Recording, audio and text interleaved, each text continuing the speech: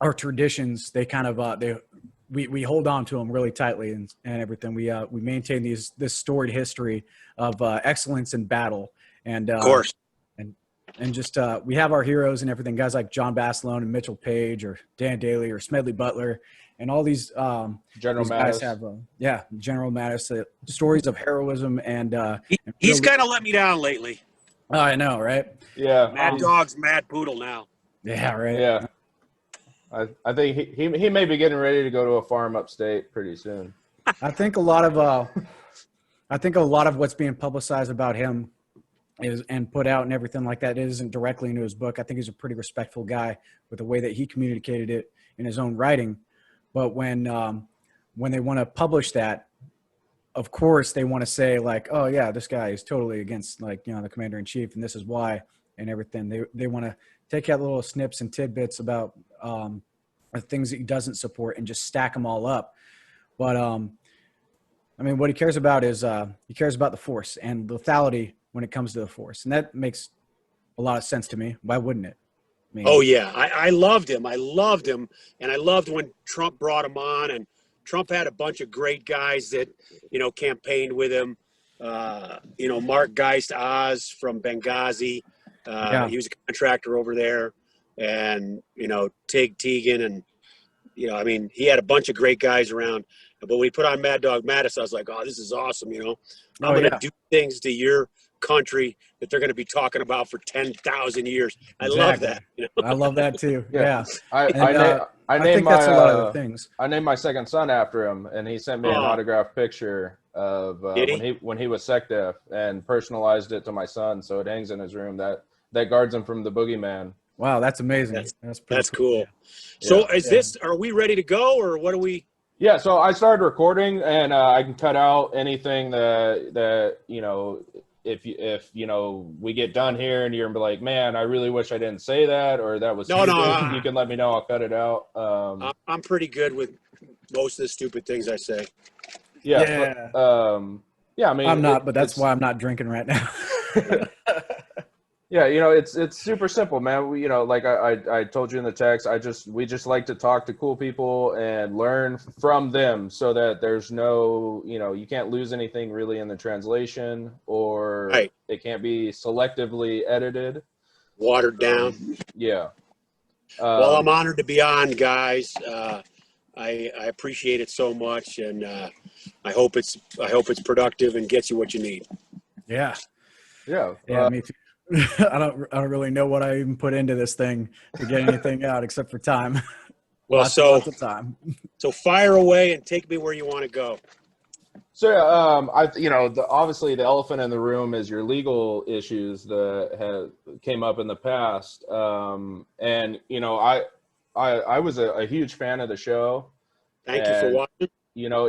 It was on kind of when I got out. I was in a really dark place, and it was like, shit, what am I doing with my life, and all this. So DVR and freaking power through those things. And not to speak ill of anybody, but you definitely had the best gun show on Discovery. I don't want to say that Will Hayden's a piece of shit, but he is. Yeah, yeah, we heard about that one. I was trying to beat around that. I know him.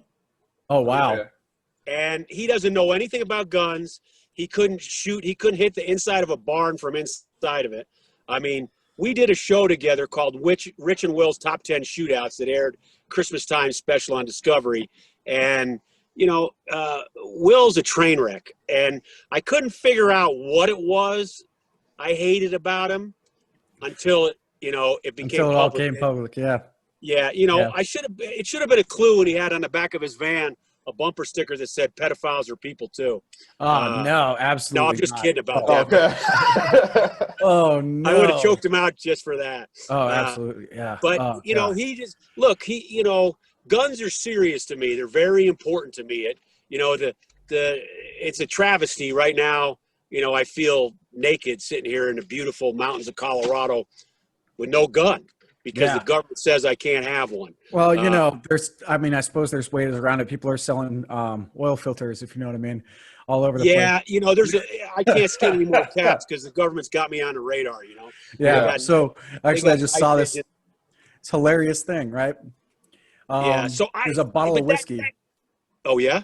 Yeah, a bottle of whiskey that has a basically a piece of wood in it and stuff like a piece of burned wood that's supposed to, add that smoke flavor to it. I mean, you shouldn't Yeah. need that if you made your whiskey the right way. In the But barrel. the shape of this thing looks a lot like the baffles from inside of a silencer. Oh yeah. I got it. Yeah. Well, you could do that with a 2-liter soda bottle and some duct Yeah. tape, Yeah. but we don't want to get the ATF all wound up.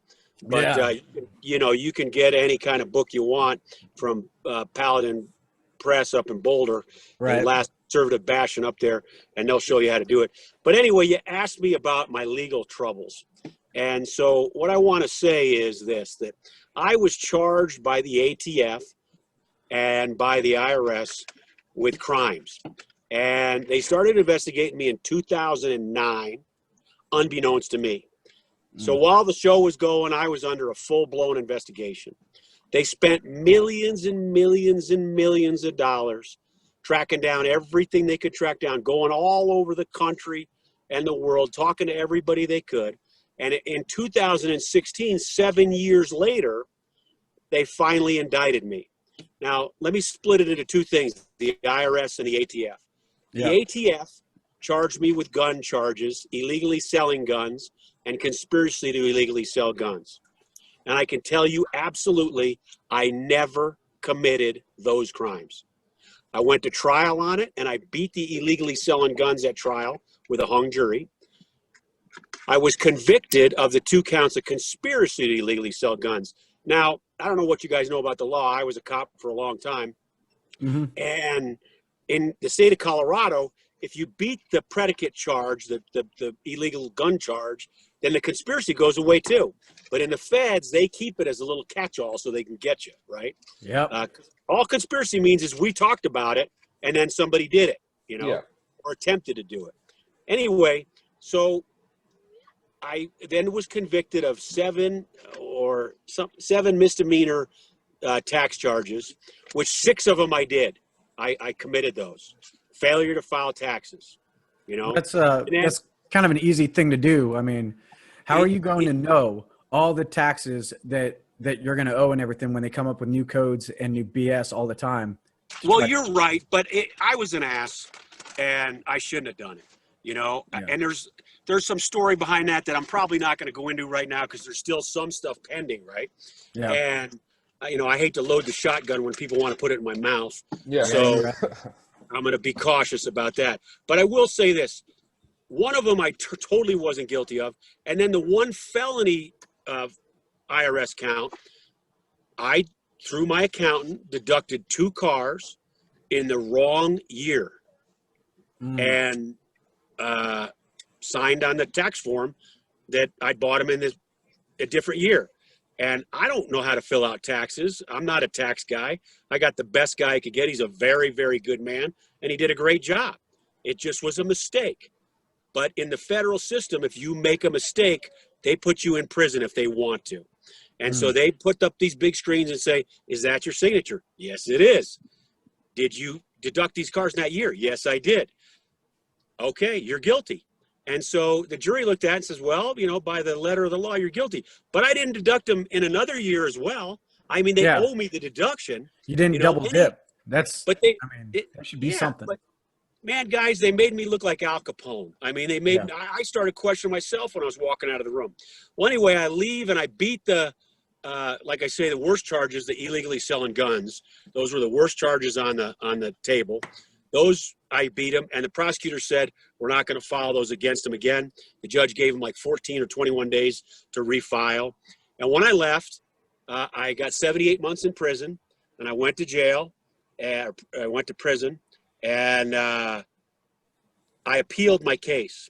And the first lawyer I got was a total piece of trash. I don't want to mention his name. His initials are Zach Ives. And he's a judge down in New Mexico right now. And that's what got him off my case. He said, oh, you'll never win. You don't have anything to appeal.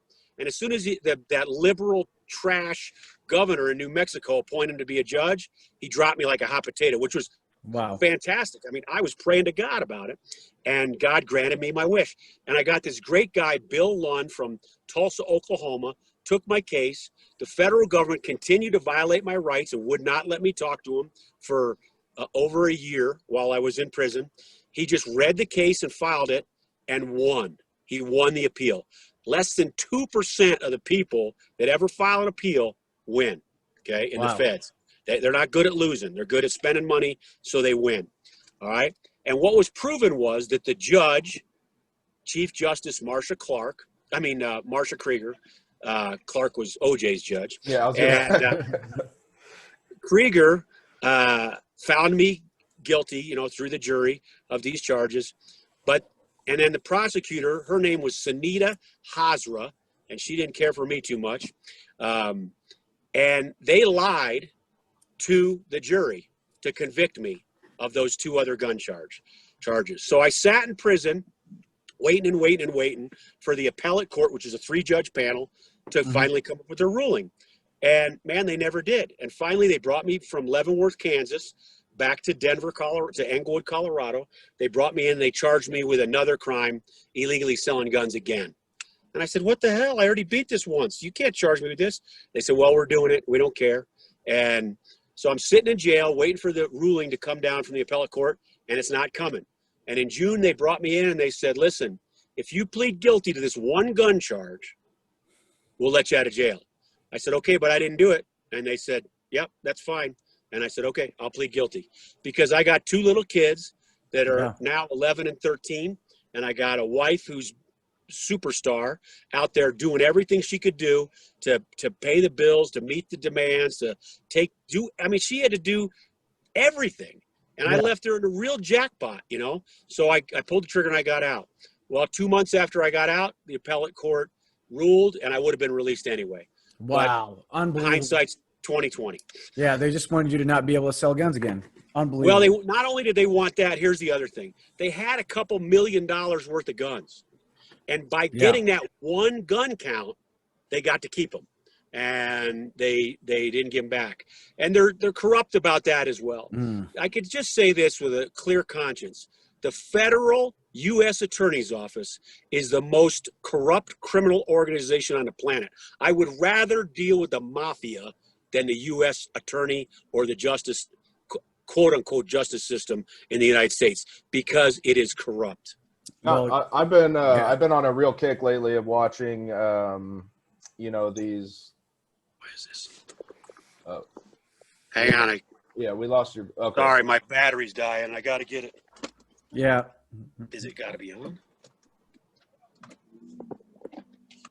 Okay, we're making sure I'm not losing battery here on you. Are we good? Okay. Okay. All right. So sorry about that. Yeah. So I've been watching, a lot of these documentaries and docu-series about, for instance, Making a Murderer, The Staircase. I'm fascinated with true crime documentaries and stuff, and you just see over and over how a lot of these guys get railroaded, by the justice system.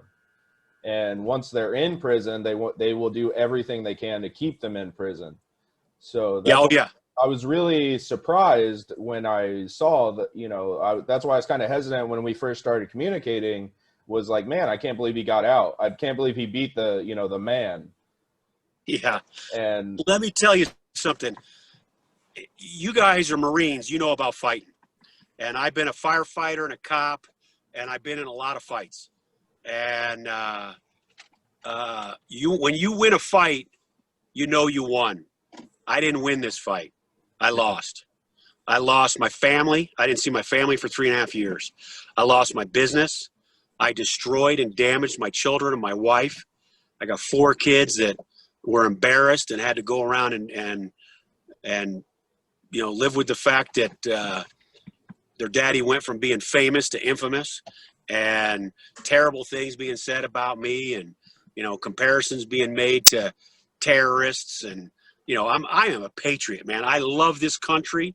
I love our military. I love everything about this country, except the communists that are trying to take over by trying to elect a guy like Joe Biden to the commander in chief. Yeah. It just makes me want to puke. I mean, Yeah. the guy for 47 years has accomplished nothing, and now he wants 4 more years. Come on, man. If you brought your gun to me and 47 years later I said, man, I can't get it to work, you wouldn't hire me for another 4, would you? No, Yeah. absolutely. This is the thing. If you're running for office in a state that's already that already kind of like sees that way. If you're a blue guy going in a blue state and everything like that, it's kind of like an easy win. People don't always look down the ballot and say, you know what, I'm gonna look that guy up. No, they don't bother. They just see red and blue, or they just see Democrat or Republican. And it's like, oh well, that guy's on my team. And it's almost like a no competition interview for a job, right? It's like you don't even have to do anything. You just kind of like show up. And this is how it's been for him for the last 47 years. Even in his last appointment as a vice president, like that's not on him or his record or anything that he's ever done. He rode the coattails of Barack Obama and all of the fame that he accrued and everything through, well, basically identity politics on that one. And from there, you still don't have much of a record to run on. And No. Well, he has a losing record of losing his presidential races. Oh yeah, he's a failure For being racist or plagiarizing. He plagiarized like a whole speech from a European politician. And then I probably have to say this, that my personal views in no way reflect the official views of the United States military or the Marine Corps or anything like that. I have to say Joe, that. I hate that. When I used to be a cop, I'd say I work for a large law enforcement agency just east of here, but I'm not representing them here. I'm representing my personal views. That would be when I would testify on gun control laws to the Senate and the House and trying to get concealed carry passed. So I'm sorry you have to do that. Every gun law is an infringement. That's just how I feel. Yeah. I like the laws like they had down in Georgia, where if you don't want to carry a gun, you got to get a permit. That's awesome. But listen, we're on the eve of the election today while we're shooting this thing, and I hate to date it because it becomes dated at some point then, but it's an important election. We must do something to win. I hope everybody's getting out and voting. I hope you guys have already cast your ballot, and I appreciate that. I know how you voted. Just in this short time we've gotten to know each other, it's be impossible for you to, vote the other way. And I appreciate that. But I'm saddened because I see here in Colorado, where a beautiful state where I live, it's gone totally to the left. And people are saying that veterans want Joe Biden. I just have never met any of those veterans. I mean, I know one guy that was a Navy guy that wants him to win, but I can't figure him out. I think he just doesn't want. I think he just doesn't want our current president to win. Again. Yeah, I think that's a huge majority of Biden they're just never Trumpers. Yeah, and you might be right on his reign on that, but I'm going to tell you something. I've had great privileges in my life. I'm privileged you told me I was the first guy that was a non-vet to be on your podcast, and I appreciate that. That means a great deal to me. One of the great things that we did was we got to go to Walter Reed Hospital. We had a program where we flew amputees out to Colorado in a private jet, took them out to the range. We built adaptive guns and got them out there blasting again, doing what they wanted to do. And I went out to Walter Reed Hospital.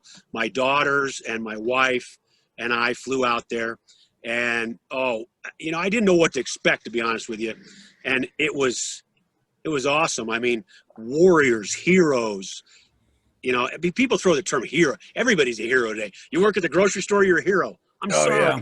That's not a hero, But these guys really were. They sacrificed, they gave, and some gave all, sadly.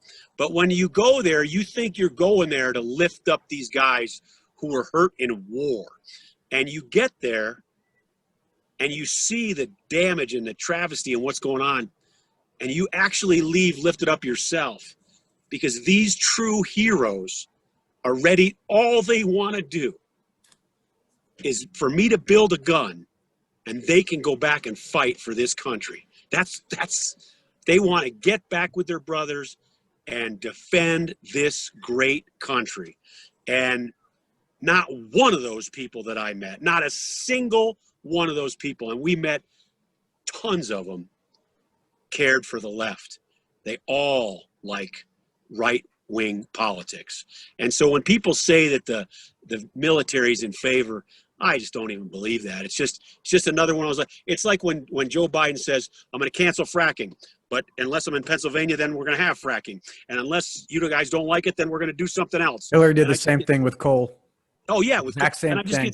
I just get so tired of it because I know what our veterans want, because I've spent a lot of time with veterans, that have done so much for me, my family. We have built some wonderful Marine Corps guns for guys that came back from Iraq and Afghanistan, and were presented to them. And I mean, I'll never forget these times, and not just the Corps, the Army and the Navy and the Air Force, and an alternative to the armed forces, and all these great men, and to denigrate them by saying they want this when they don't. That's terrible. When we went to Walter Reed, it was funny because the show was in full swing, and they said, listen, we got so many guys signed up to go shooting with you. You're never going to, if you did this every day, you couldn't complete the task. So they said, we want you to come out here. So I said, okay. So we went out there for like 3 days. We had a bunch of events that we did. It was awesome. But I could tell there was something edgy, like some kind of, we don't really want you here thing going on, And so we pulled up, and, all these other guys I know had been there, Joe Montana, the guy from Criminal Minds, and Ted Nugent, they'd all been out there. What's that? Baby's Day Out. Yeah. And all these guys have been there, and they told me how it was. And so I got there, but I could feel like there was a resistance, And so we were in the wounded, in the Warrior Cafe. We're in the Warrior Cafe, and this guy, this suit, comes up to me, and he starts talking to me, and he says, hey, next time you come, would you mind coming again? I said, oh, I'd love to, anytime you want. He said, would you bring some of the guns you made on the show? And I said, oh, I'd be happy to. Matter of fact, I offered to do it now, but they said no, and it was a big deal about no guns, and they were really busting my chops about that. And he said, well, I'm the director here, and, we had decided that you couldn't bring any guns, but now that I see you here, he said, most of the celebrities that come, shake hands, take a picture, sign an autograph, and walk away. You sit here and talk to these guys for hours on end. I don't even know what you're talking about, but they do. And, you're making a difference, because as far as I'm concerned, here's what you're doing. You're preventing suicide, because you're giving somebody something to look forward to, and that's critical. I throw in a shameless plug here for Tunnels to Towers, the Stephen Stiller Foundation. And if you guys aren't familiar with that, get familiar with it. They build houses for veterans that are wounded, the adaptive homes. And it's a great organization. Everybody should donate $11 a day. A month. And it's great. But anyway, I'm going to take a note of that one. Yeah, Tunnels to Towers. Stephen Stiller was a New York City fireman that died on September 11th trying to save lives. And his brother, Frank, started the organization. It's a great organization. So anyway, this guy says, yeah, next time you come, we want you to bring all these guns and stuff. I was like, okay. So I said, thanks a lot. He walks away. And I walk back over to the group. And I said, hey, guys. And they said, hey, what did he say to you? And I told them. And they said, oh, that's surprising. I said, why is that? He said, well, he's the director. He didn't want you to come, because he's anti-gun. Okay. And I said, man, he told me he wants to bring guns next time. And he said, man, he really did everything he could to stop you. You can be anti-gun, but you could also be pro-bro. Like, a bro's a bro. That's how it goes. And when you capture the essence of another man, and you kind of realize that, like, you're not just your leanings, or you're not just like, who or whatever it is that you support, or whatever it is that you do and everything like that. You are the way that you act around other people. And that's really important. Yeah. And this guy, I got to give him credit, even though he's on the opposite side politically of me. He didn't like guns. He did whatever he could to stop that. But when he saw the value to these heroes, he said, I'm going to put my position aside and I'm going to change it. And he did. It was a wonderful thing. And, my daughters have, it changed their lives. The way that, they act around handicapped people today is phenomenal because they got these experiences at a very young age. So I've really enjoyed it, had a great time, hanging out with wonderful veterans and, great guys. And I mean, I can't help myself. Our veterans are so important to us. Yeah, we're coming up on Veterans Day now here this month. And I mean, I'm going to do what I normally do around this time. I'm going to go on a nice long hike with a bunch of my friends. Good for you. Yeah. For you. But, yeah, I was watching some clips of the show, in preparation for this, and two of the ones that I really wrote down that stuck out was you did the adaptive rifle for an Army veteran who he had lost usage of his right hand. Nick. Yeah. Nick was phenomenal. Is a phenomenal guy. Nick couldn't hunt, and he wanted to get back out in the field with his dad, and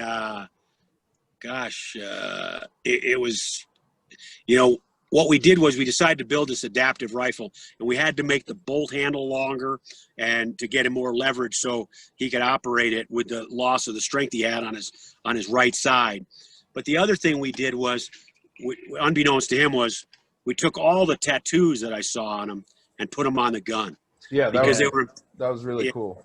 They were important tattoos, and well, I'll tell you a funny story. Probably Nick doesn't even know. I'm not a painter, So I take these to motorcycle shops, and because I'm a biker, and I'd have these guys I knew paint them, And I'd use this one guy, and he had his reborn date, Nick's reborn date. He got blown up by an IED, and when he woke up, he thought he died. Yeah, and the live day. Yeah. Yeah. And so he had that date tattooed on his arm. And so I put the date on the rifle. So I'm literally, as things go, TV is a lot of drama, right? Yeah. But there's some real drama, like this never aired on TV and it should have. I pull up to the paint shop. I got the gun all done. I got to throw the metal into the stock while I'm driving in the truck to the range to give this guy the gun. That's how close this is, Yeah. right? And I pull up. It's a hot July summer day here in Colorado, and I pull up, I go into the shop, I look at the thing, I go, what the hell? That's the wrong date. And he goes, No. well, leave it with me, I'll fix it. I go, no, you're going to fix it right now because I'm driving out to give it to this kid right now. It's a surprise, it's a big deal, and we don't have any extra time.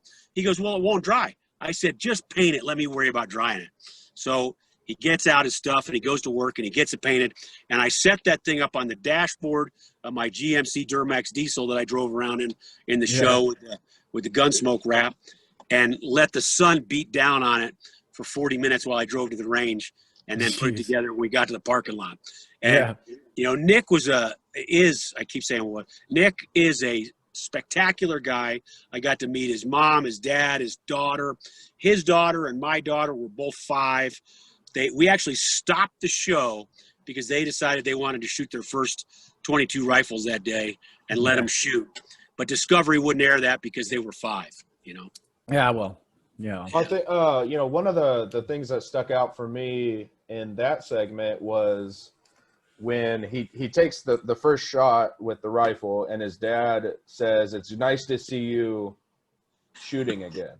Yeah. And it was like, I almost started crying. I was like, man, he's been through so much shit, and his dad gets to see him do what he loves to do again, and knows that, the door is now open for the opportunities that he used to have are now open again.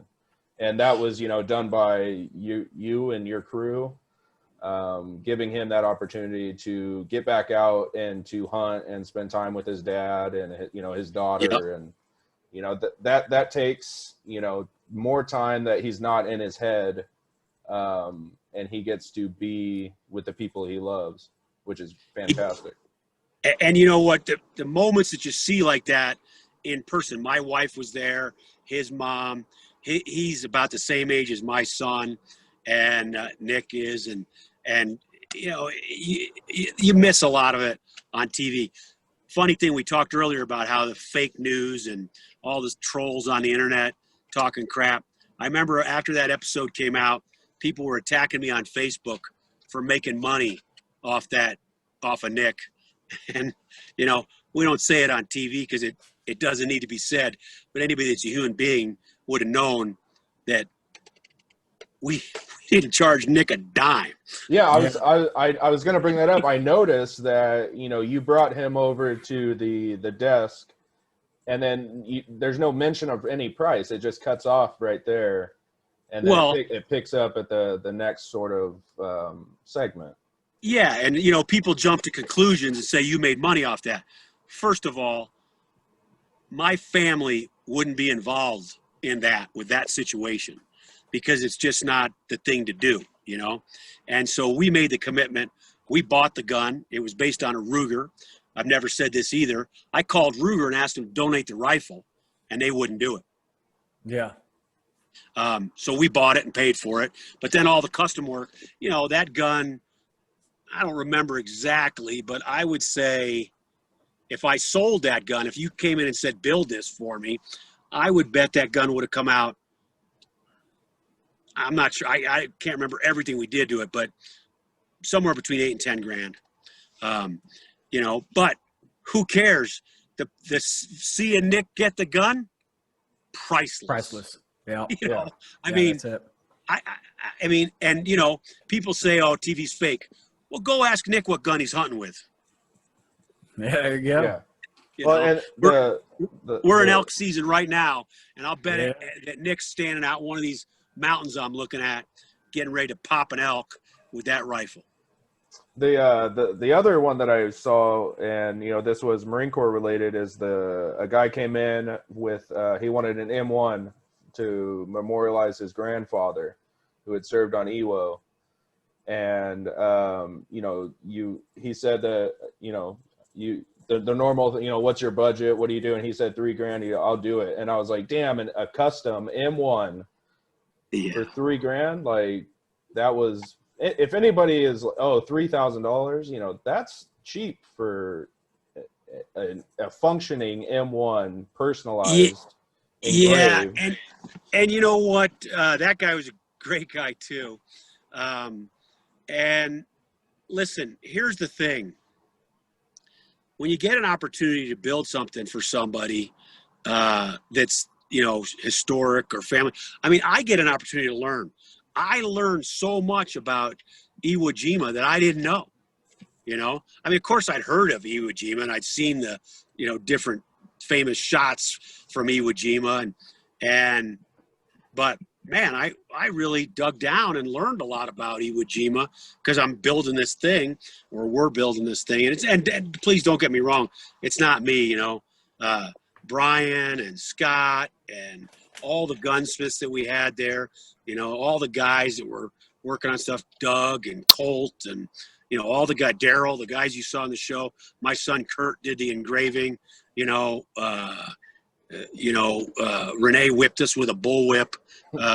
Keep us, you know, Yeah, without a doubt. working hard. Boss, yeah. She made you Yeah. paint guns, Real boss. guns pink. She made me paint. Can you imagine painting a Oh, 1911 pink? Right? Oh, man. Yeah, that was for a real nice girl down in, she was here in Colorado. She moved down to Texas, and you know, they're a real nice couple, and Melissa and Rich, fantastic people, and good, solid, conservative Americans. And you know what? At the end of the day, hey, imagine the poor bastard that gets shot with a pink gun. That's a lot worse than making exactly one. what I was thinking. Yeah. I was like, man, I don't want to get shot, but man, I Yeah. definitely don't want to get shot by no pink gun. Yeah, it's all bad. Did your family stick by you through all of your issues and everything? That's fantastic. That was one of the, you know, Yeah. I see the pictures and stuff on your Facebook, and it's like, you know, not many times do you hear about a family being able to stick through the tough times like that. And Well, listen, I don't deserve it. They should have left, and they should have went out and got a better dad. And They had what they had was faith in you, and that you had done the right thing. And I think that speaks more to the truth of the matter is that you are a good dude, and you did do. Let me say one thing about that. I appreciate that, Joe, but let me say one thing about that.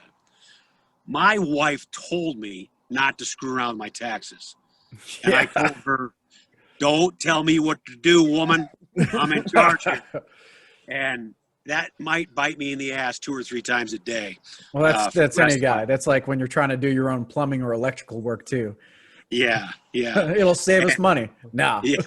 I will not ask for directions. I know where I'm going. Yeah, this GPS doesn't know a thing. Yeah. And so I would just tell there's a lot of people out there right now that are in this boat where they haven't filed their taxes. I mean, millions. I'm not talking about a couple. I'm talking about millions of people. And I just want to say this. Call somebody and get those taxes filed, because this IRS is no joke. President Trump's holding them back. But if one of these commies gets in again, like Barack Obama, they're going to be hunting for your head. Well, it was in that time frame too, and you saw what they did with the Tea Party. Hey, listen, I've investigated a lot of crimes in my life. When I was on the fire department, I was an arson investigator.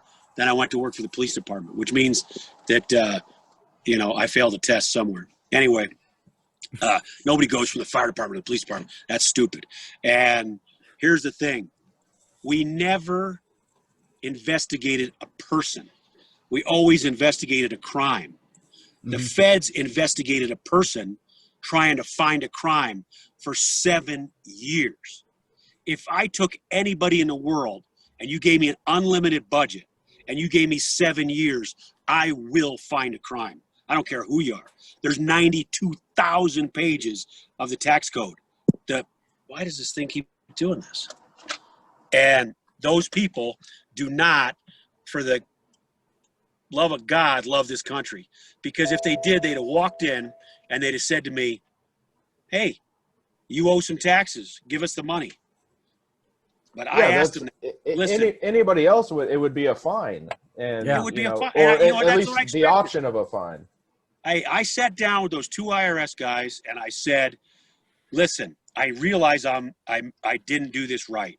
So what do we need to do? Let's get this taken care of. Give me the bill.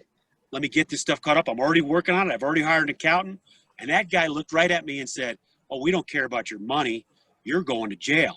And I said, then get out of my truck. I need a lawyer. Yeah. And they left. And I would like to also point out that while they interviewed me, they asked me to disarm, and I refused to. And they still sat down and talked to me. And the reason they did was because they weren't afraid of me, because they knew I was a good American. Yeah. How many criminals would they sit down and do an interview with that's carrying 2 pistols, a 1911 and a Wyatt deep cover Smith & Wesson 38, the 2 best concealed carries that a man can carry? So Not that I'm opinionated about that. Oh, no, not at all. Yeah. Oh, I mean, there's my 1911 right here. So very nice, very nice. Now I know there's a lot of guys out there carrying 9s, and I get it. My sister's got one too. Yeah. So it's always good to have a revolver. I know that you have a revolver in case you got to push a barrel up against somebody's body. Well, I always carry that the Wyatt deep cover's a little 5-shot 38. Yeah. I always carry that on my left ankle. Yeah, there you go. Good ankle gun right there. Full size 1911 on my hip, and that gun's an awesome gun. Yeah. I've done a tiny bit of research, and I know that there was a robbery at your store.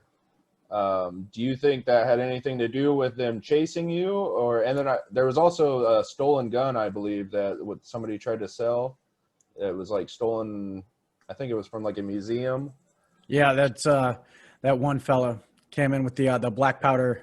The stolen gun. Okay, well, those are 2 separate issues. Let me cover the theft. They stole They broke into my store at 4:13 in the morning on a cold winter night, and they stole $100,000 worth of guns. All I'm going to say about it is this: I don't believe the way they said the person entered the building was physically possible, and to this day, not one of those guns has ever been recovered. I've never even heard of a story like that.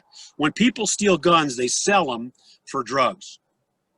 They end up recovered 1, 2, 3 months, 6 months, 2 years later. Not one has ever been recovered to date that I'm aware of. Okay. Yeah. I've never heard of a situation like that. So it leads me to believe there's some bullshit about what went on there Yeah. in that situation. And then a few days later, the IRS hits me. What's going on here? Now, so that's that about that. This guy, Like- Wiley Newton, comes walking in with a Colt Dragoon, which is about a $35,000 old black powder 1800s revolver. And he's a wheeler dealer guy, you know, and he's showing me the gun, and I'm lathered up. This is a nice gun, but he wants all the money for it. I can't pay $35,000 and then sell it for $35,000. I'd be out of business in an hour, you know? Yeah. So he won't come off that price, but I see he's got this other gun he's holding back, and all of a sudden he pulls it out, and it is the brass ring of gun collecting. It is a Colt 1847 Walker pistol revolver. And I'm like, I mean, I'd never even touched one, a real one. I touched, copies, but never a legit real one before. Man, I can't even believe I'm holding this gun, and it's worth probably $1 million. So I offer him $500,000 for both guns, and he says, okay. Yeah. And I'm like, oh crap. Uh-oh. All right. So listen, I got to get this verified because I'm not good enough, to make sure this is a gun. So I bring in the top 2 guys in the world, Steve Feasted, who I lost, a very good friend of mine, who I lost while I was in prison, and very sad to report that. But please, guys, go out and buy the Blue Book of Gun Values. Excellent, excellent book. And R.L. Wilson, Larry Wilson, who's also an author of many great collecting books. He passed away too. And so, but we've lost both those guys, but their legend will live on through the books that they wrote. They came out to verify the gun and give me an evaluation on what the gun was worth. And they said, hey, Rich, it's a fake. It's a Uberti Italian copy made in the 70s. And, oh man. I mean, I would have been burned down. It's a solid $400 gun I was going to pay $500,000 for. Oh, no. How bad could that be, right? Yeah. And so all of a sudden, I tell Wiley, he goes nuts. I mean, he goes crazy, and tells me how these 2 guys don't know what they're talking about, and nobody knows what they're talking about except for him. Well, we air the show, and, I didn't buy it because it's a fake. And Wiley kept calling me, telling me how stupid I was. And so I said, look, bro, whether it's fake or not, the 2 top experts in the world said it's fake. And from this day forward, it's fake. I don't care what you do. You know it. I know it. He said it had been in my family for, 100 years. I'm like, oh, my God. So anyway, I get a call from the New Mexico State Police after the show airs. And they said, hey, do you have the serial number of that gun? The Dragoon, not the Walker. And I said, yes, I do. And I gave them the serial number. And they said that gun was stolen out of a museum in Las Vegas, New Mexico. And I said, okay. And they said, we were nervous to call you. I said, why? They said, well, we didn't know if you'd let them know. I said, hey, I'll help you catch them. Yeah. I want this to air. I want people to see you don't do this stuff. You don't steal guns, Yeah. And so we set it up. Discovery Channel was real nervous about it. The chief of police in Wheat Ridge and I don't want to mention his name. His initials are Dan Brennan. Don't get along. And he wouldn't let us do it. I said, I want to have the cops hide in the back room, have him walk in the door, try to sell me the gun, and then jump out and pop him and arrest him and take him to jail for stealing that Dragoon. Yeah. And also fraudulently trying to sell me a fake gun. Well, anyway, I wanted Discovery to just do it anyway, and then I just say, hey, I got him in custody. Come get him. There's a warrant for his arrest in New Mexico. New Mexico was cool with that, but Discovery Channel wouldn't do it. So the city of Wheat Ridge ended up hiring a retired detective to come in and pretend he was a big shot gun buyer, and they arrested him. And I heard he went to jail down in New Mexico for it. But we didn't ever get to air that in the second season, which I would have liked to have done. Yeah. Yeah, that would have been cool, because that's a problem is, people stealing guns and then, they use them for nefarious purposes or as bargaining chips, and to show that not only do you, you know, manufacture amazing guns and you know, do everything, you know, to exercise your right under the Second Amendment, but you protect other people from, you know, being killed with a stolen firearm. Absolutely. You know, look, this guy, Wiley Newton, was a grifter, a con man, and you know, he's been at that for all of his life, and he's got a great story. I'll tell you how I knew he was lying. While we were talking, he went into great detail to point out that we knew each other. And he talked about going to the Tulsa Gun Show, which is the biggest collector's show in the United States, bar none. Yeah. And he's talking about, yeah, we met, and he was very specific about the conversation we had, and he was doing all these things. And I'm sitting there listening, and I don't always let on that I think you're full of crap, you know. And I'm sitting there saying, something's wrong here, because I never been to the Tulsa Gun Show. And so here he is with this elaborate story about what we did at the Tulsa Gun Show when I never been there. So I knew he was a liar. I just couldn't figure it out. It's just like Will Hayden. I knew he's a weirdo. I just didn't know how weird. You got to go with your instincts. Yep. Go with your gut. That's it. Yep. Gut don't lie. Yeah. So what do you do now? I mean, basically the government has taken away your livelihood. They've taken away your means of providing for your family, your main means. So what do you do now? I mean, are you going to try to fight to, I mean, I think you said you pled guilty though, right? So you really can't fight. I can still fight. But my fight's not, you know, fighting the government, you never win. You just don't lose much. As much.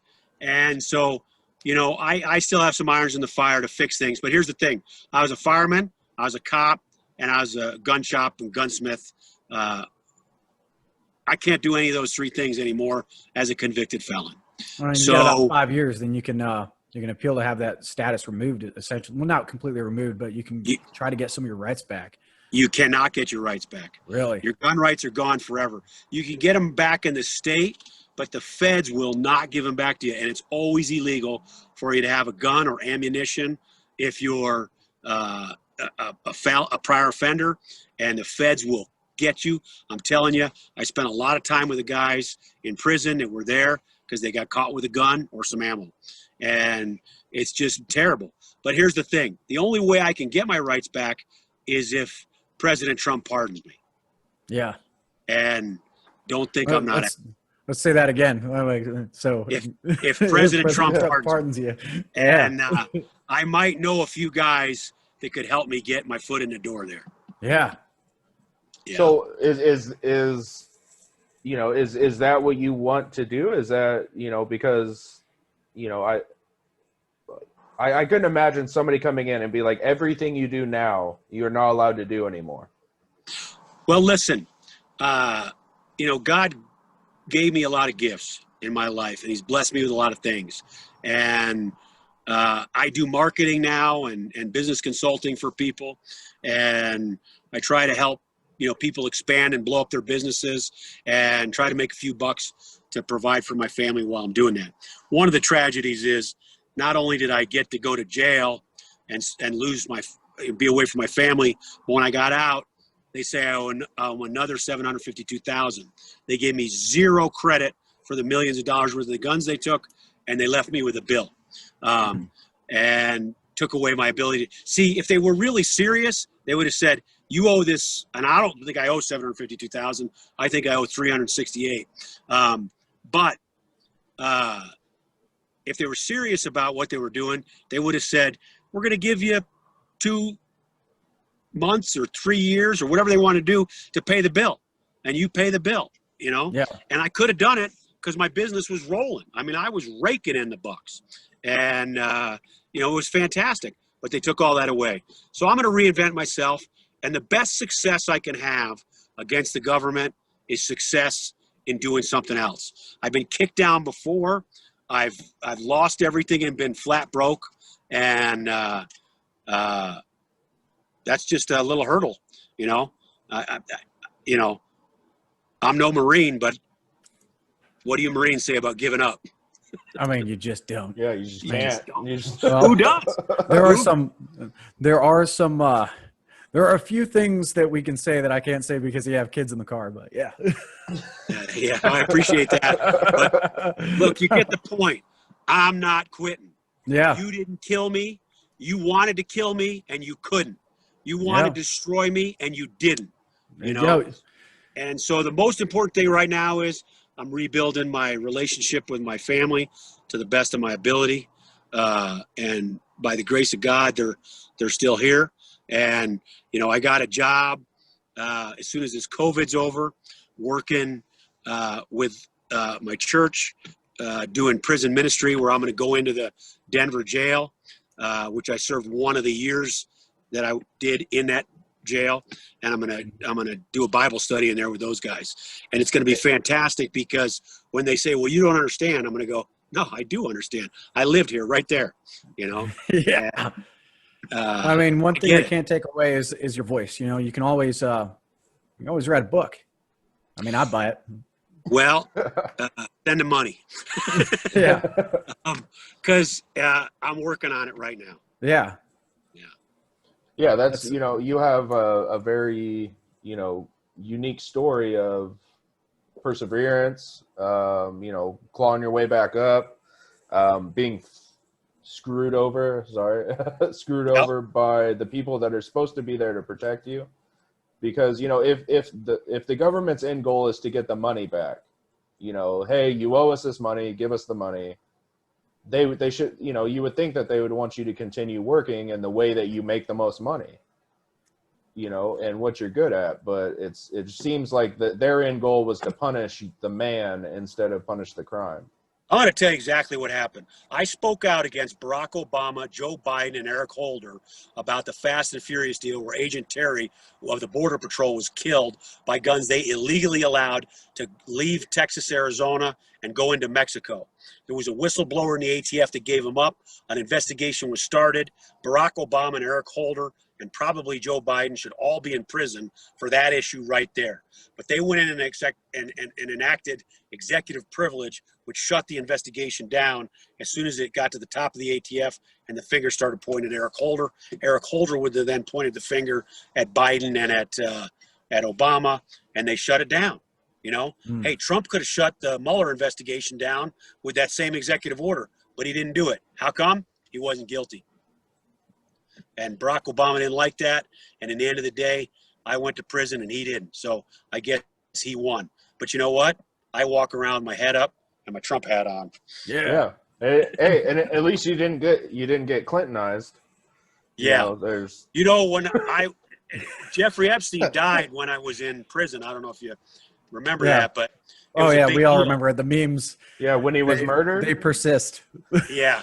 Well, inside we got some inside information because we were in prison, and they released in-house a audio tape of the last words that Jeffrey Epstein said before he allegedly commits suicide. Did you hear that? No. Yeah, he said, "Bill and Hillary, what are you doing here?" Yeah. Yeah, I mean, you know, there's so much, you know, fuckery, for lack of a better term, that goes on, that's gone on for the past, you know, 8 years. And it started, honestly, I remember, so my first deployment was in October of 2008, and that was the Obama-McCain election. Right. So they had us do our ballots before we left. And when we got back, and I got back that January, the rest of the battalion got back in April, our ballots were still sitting in the company office. Is that right? Yeah, they never sent our ballots in. And I would say for the most part, it was mainly McCain votes, because his son, we witnessed him. His son was on our same camp. And when his son came back from, I think it was either like a training exercise or a deployment, he came and met his son, and he didn't have any of the fanfare or photographers. It was simply him standing on the parade deck waiting for his son. And we looked and we said, if any other politician was in his shoes, it would have been the news, you know, every news team would have been there. It would have basically turned into a publicity stunt. Yeah. And so or, you know, I'll speak for me personally. I respected that. And I said, I'll vote for McCain. And then You know, I remember we were in Iraq during the election, and it was like, holy shit, like what is going to happen now? Listen, I voted for McCain, but it wasn't a vote for McCain. It was a vote against Obama. And I don't like McCain, or didn't like McCain. You know, he was a fine Democrat, but to call himself a Republican is outrageous. Yeah. And the left holds McCain up like he's some kind of, superhero. And I mean, his people called Gunsmoke when he decided to throw in and run for president, and wanted to do a press conference at our store because he wanted to get gun people on his side. And I said, no way. Yeah. I couldn't do it. That was my first election voting in. You know, I was almost 19, and I was like so excited, and then we saw the ballots in the office, and I was like, oh, this is how it happened. This is how it works now. And they say that's fraud. They say there's no fraud, and there's fraud. You know, listen, my first election was Ronald Reagan, and I'm going to tell you this. I've studied a lot of presidents, and we've had some great presidents, and we've had some total failures. I think Donald Trump's the best president we've ever had, bar none. And I can't wait for a landslide victory tomorrow, and for him to be the next president for 4 more years. And what we're watching, I pray for, is the beginning of the Trump dynasty, and the next Trump will be coming along any day now after his next 4 years. I mean, I would just love, wouldn't it be amazing to see Don Jr. or to see Ivanka be the first female president? I mean, she's phenomenal. She's a total package. I just want people who are incorruptible, that don't trade their integrity for anything. That's all I want. And regardless of look, humility is not going to get you elected on a stage or anything like that. You're not going to be able to stand up against your opponent, just being humble. But integrity, it speaks for itself, and that's something that I hold in high esteem and value. Considering my occupation, it's all you got. That's it. Some days it's all you got. I mean, hey, I say this I kind of like whatever situation you're in, you just kind of keep your head and your ass wired together. You got to keep your mind right where your body is and stuff, and kind of act like this is your last stand everywhere you're at.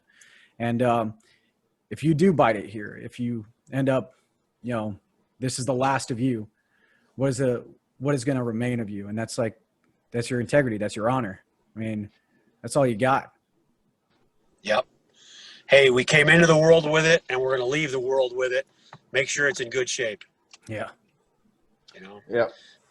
It's, I just don't, if you sell out and at least with Trump, we know we're getting the truth. I'm not saying he's never lied. That would be ridiculous. A president has to lie. It's part of the job.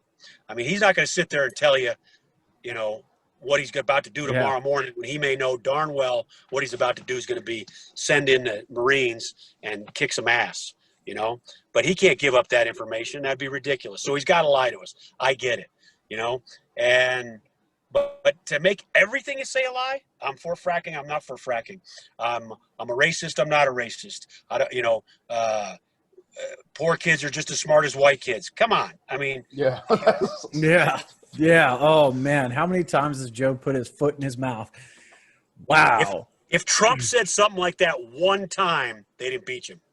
And that's the thing. Also, another video I just saw from Steven Crowder this morning and everything, where he revisits the entire issue from the Charlottesville, the Charlottesville speech that he had, where the media completely took it out of context and stuff and found this one clip. But if you just move 20 seconds to the left or 20 seconds to the right and you capture the entire clip, I mean, right there, right then and there. Listen. It's not just a disavowal; it's a complete condemnation of white supremacy and in all of its forms. You're totally right, but they want Black Lives Matter out there killing people. But when people that are white supremacists want to kill people, it's evil. But when Black Lives Matter does it, it's a protest. It's a great thing. You know, Uh, listen, I remember we had a summer of violence here in Denver. News came out to Gunsmoke, and they said, hey, we want to do an interview about this summer of violence. I said, okay, go ahead. And they showed me all these clips of these cops beating people up. And I said, well, I can't tell you what happened there. You didn't show me the whole movie. You just what's showed the me the context? trailer. Yeah. And they said, no, you see it. He's beating him up. Is that okay? I said, listen, I was just at the theater, and they showed a preview of a movie coming out.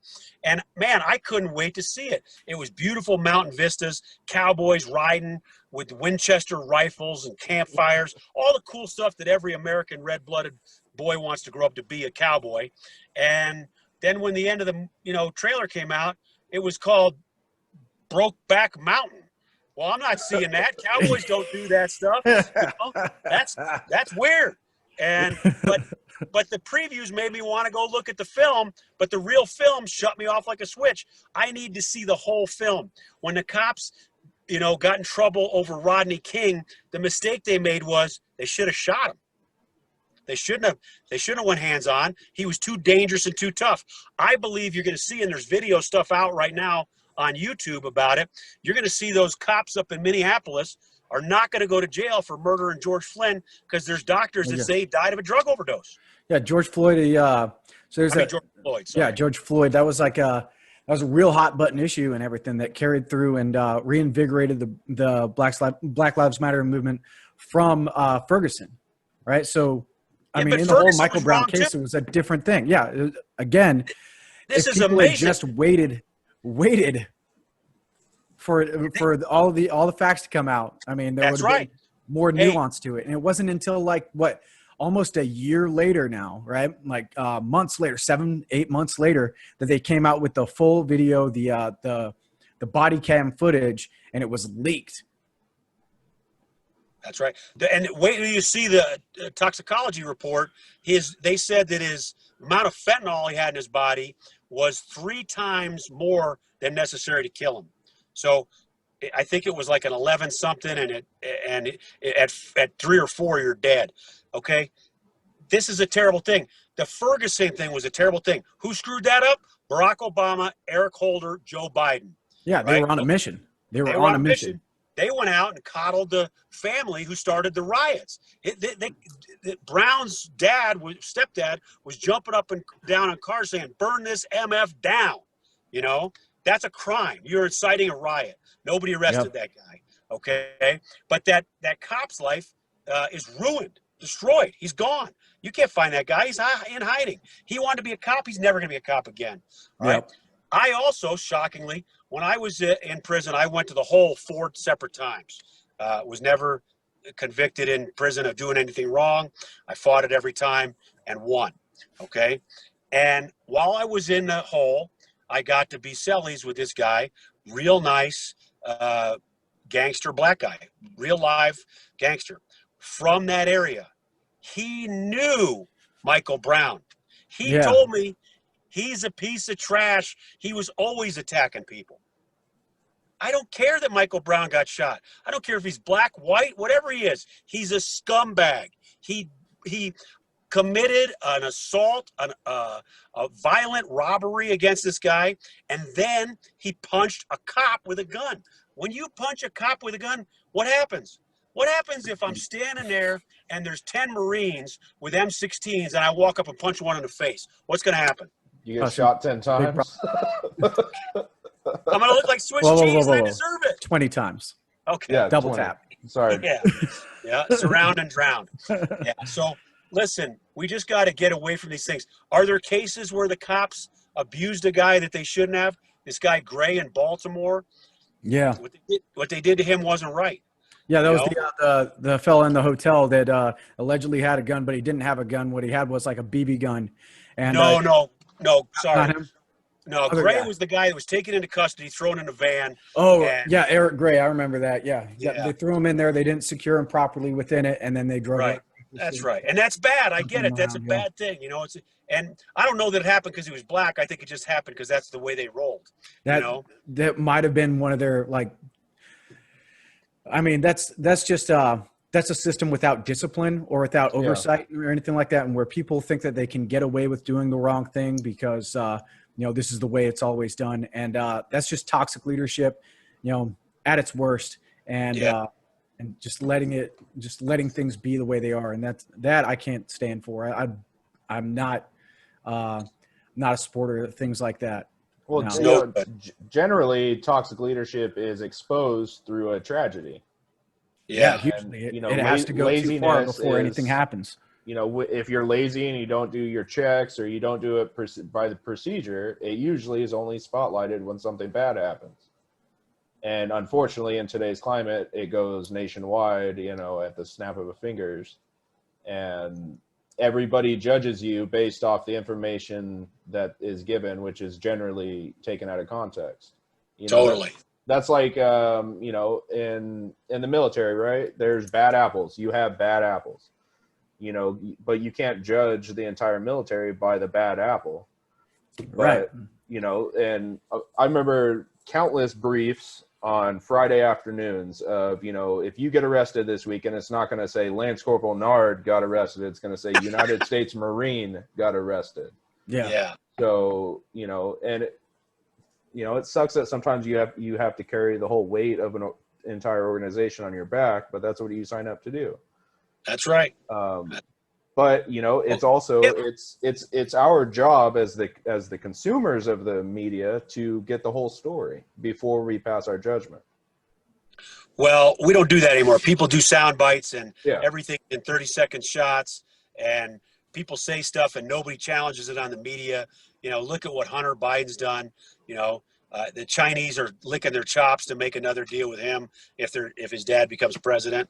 You know, he'll make a boatload more money, and you know, it's a tragedy. They're just going to pay him in crack rocks.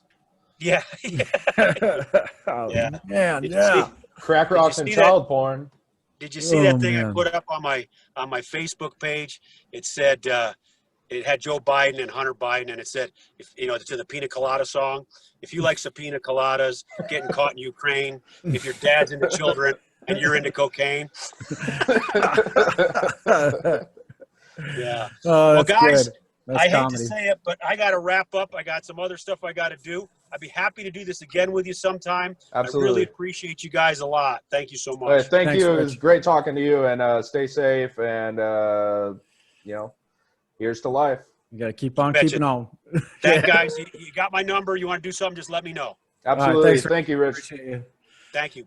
Bye-bye. All right, bye.